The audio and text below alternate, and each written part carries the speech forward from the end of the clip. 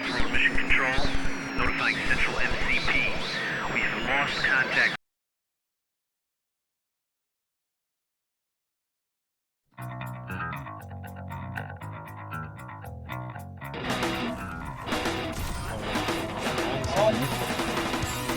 I'm not combining them.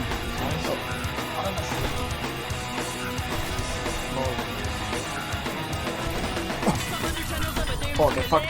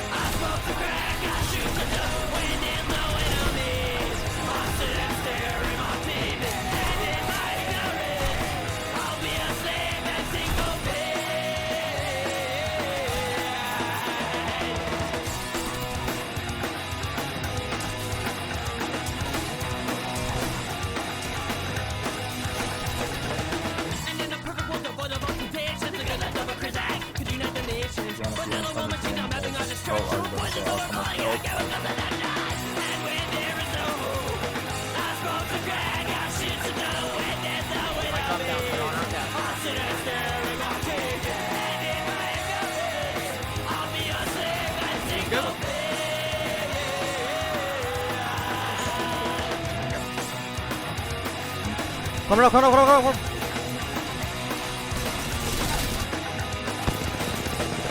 One crack.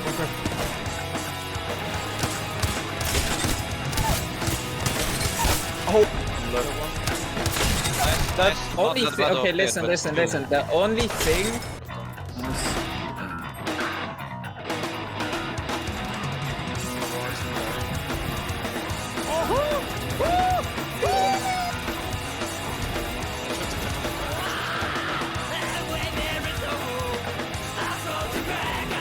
This look good.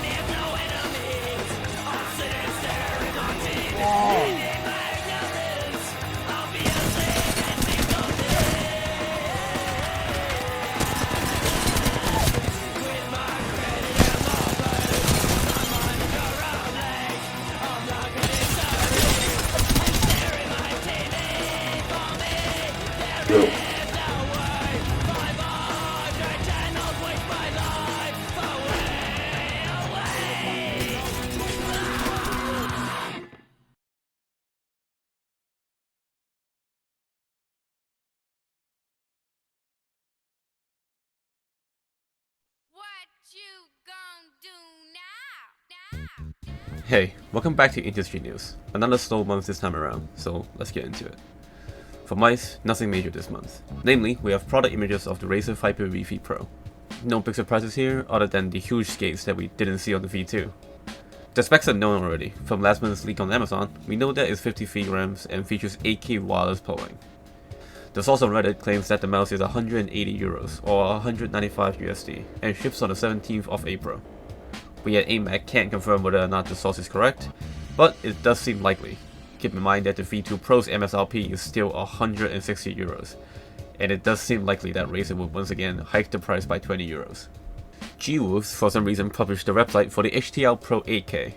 While the shape itself is unknown still, the image is most likely a placeholder, we do have some specs. 26 to 29 grams, supports 8K wireless polling and comes in at 91 by 57 by 33 millimeters. Meaning it's gonna be a very small mouse, most likely a fingertip only shape. It will be on sale for $149 with an additional $10 discount during April 4th to April 30th and $169 afterwards. They've also confirmed that other than the HTL, the HTS2 will also go on pre-order starting next month with a claimed weight of 33 grams and 29 grams for the Pro. In some exciting news, we have Orbiter, a new company introducing the Pathfinder, a lightweight modular mouse where users can tune their own shapes. From the site, it looks to be a clip system where you can change which notch different parts of the mouse clip into. With a claimed 2,500 different possible combinations, Nordic MCU, 3395 and 4K polling, with all possible combinations coming under 61 grams, this does seem like a massive step forward for mice. However, information is still limited and pre-orders start in Q3 2024, so months away at this point. Hopefully, we'll see more information soon. Now, into the quickfire round.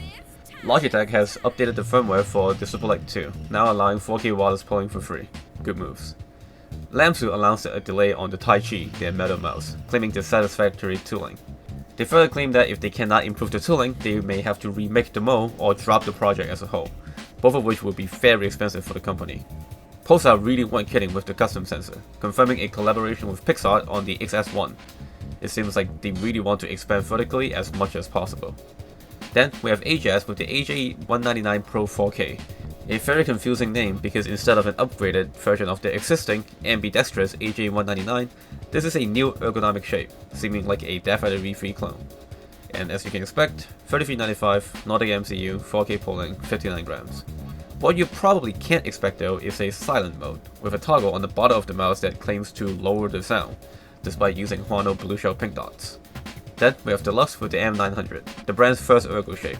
Seems like a slightly shorter Death Rider V3 Pro at 126 by 69 by 42mm. The specs aren't the typical $33.95 Nordic MCU 4K polling combo though. It supports up to 8K wireless polling using Broadcom's MCU, and comes in at 63 grams. Shark has tweeted an image of the N5, an ergo shape. Nothing is known other than the size, 123 by 68 by 40mm.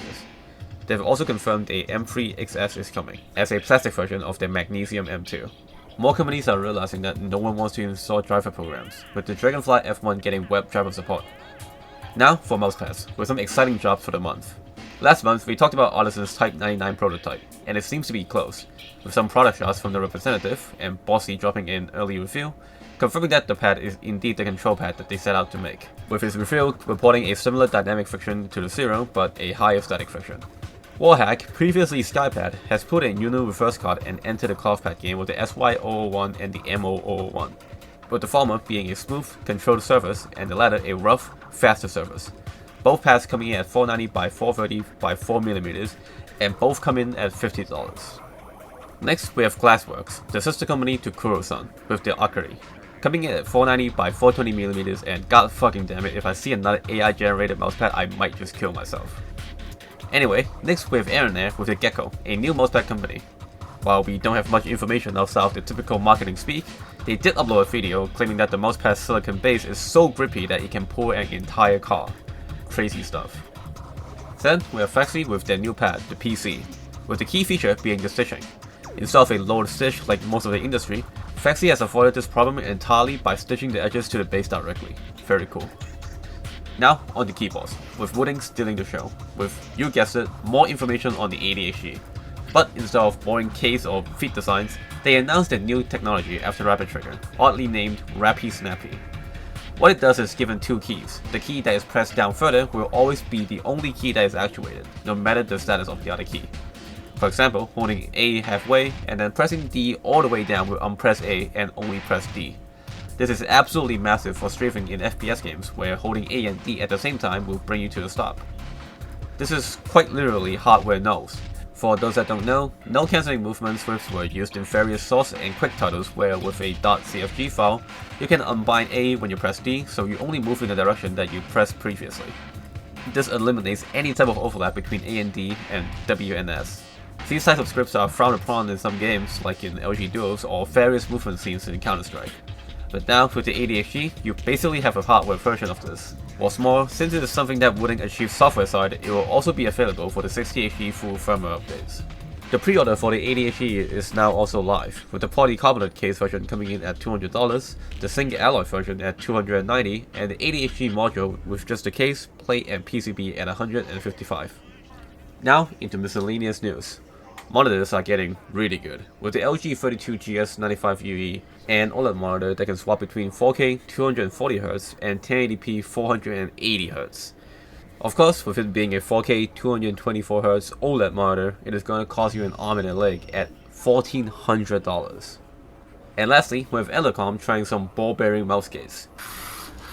Probably won't make it past the testing phase. And that's all the hardware news for March 2024.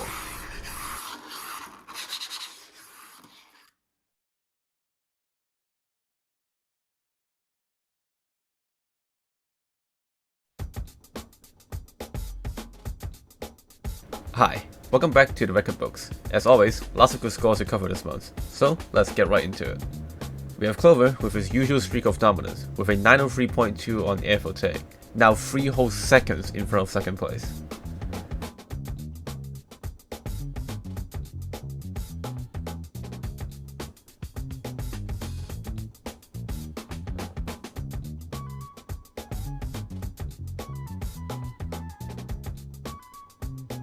A 19030 on Fluger XY7 for take, breaking the 19k barrier when no one else has an 18k.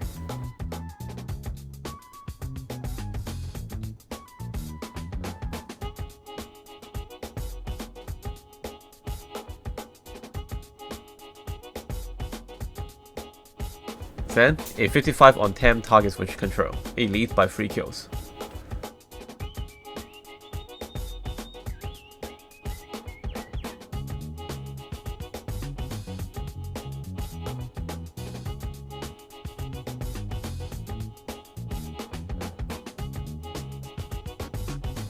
Not to be outdone, Matty also went on his own streak, with a 155 on Fox TS for take easy.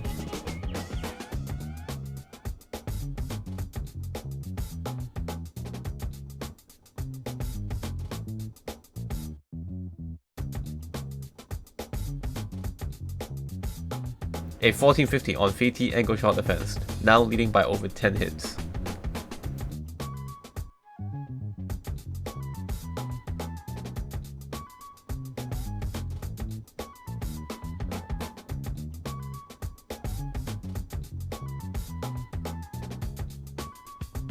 And lastly, a 152 on Pasu Angelic, beating out second place by 8 hits.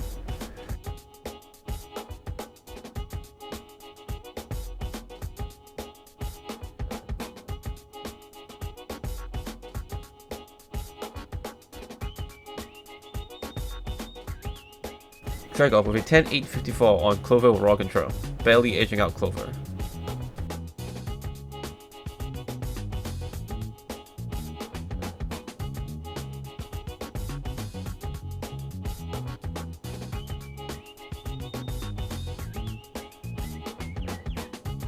Demotori with a 39-24 on VT Plaza Advance, the first to achieve a 3900.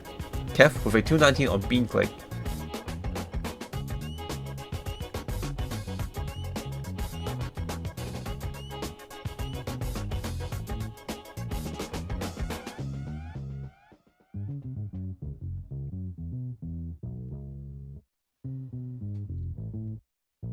And lastly, Robbie with a 194.4 on Model TS.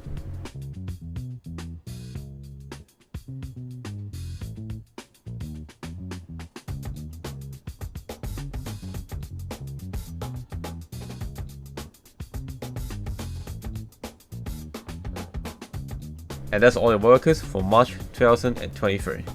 Links to all files are in the description. Check them out.